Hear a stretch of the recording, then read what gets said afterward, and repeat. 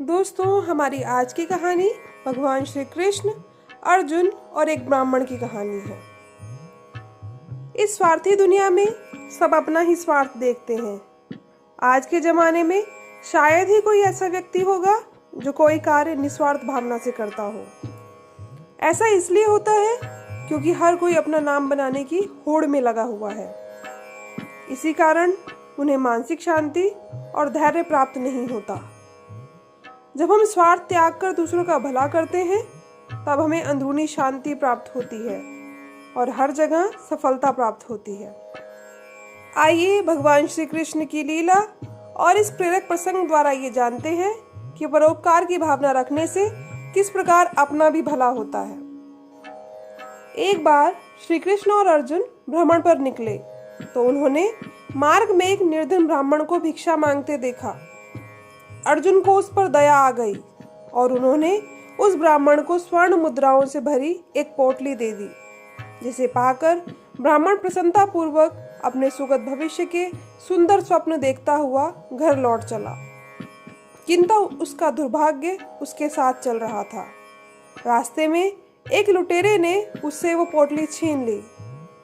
ब्राह्मण दुखी होकर फिर से भिक्षावृत्ति में लग गया। अगले दिन फिर अर्जुन की दृष्टि जब उस ब्राह्मण पर पड़ी तो उन्होंने उससे इसका कारण पूछा। ब्राह्मण ने अर्जुन को सारा विवरण बता दिया।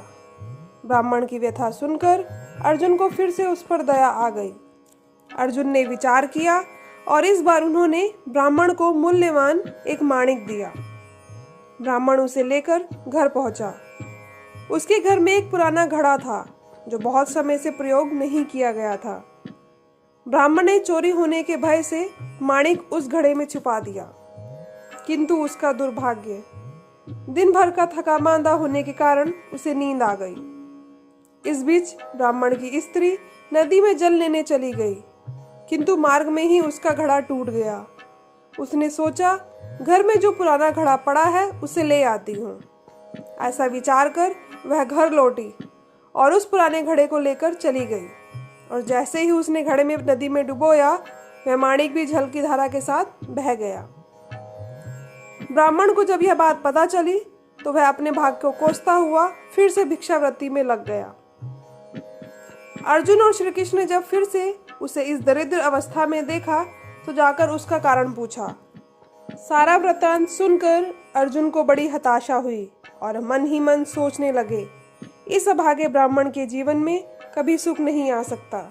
अब यहाँ से प्रभु की लीला प्रारंभ हुई। उन्होंने उस ब्राह्मण को 2 पैसे दान में दिए।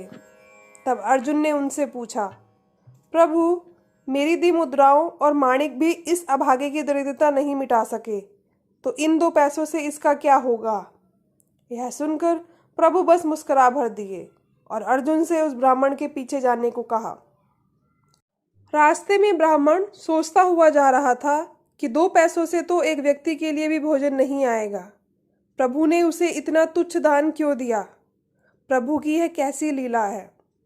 ऐसा विचार करता हुआ वह चला जा रहा था। उसकी दृष्टि एक मछुआरे पर पड़ी। उसने देखा कि मछुआरे के जाल में एक मछली फंसी है और वह छूटने के लिए तड़प रही है। ब्राह्मण को उस मछली पर दया आ गई।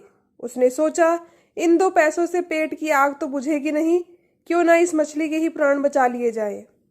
यह सोचकर उसने 2 पैसों में मछली का सौदा कर लिया और मछली को अपने कमंडल में डाल लिया।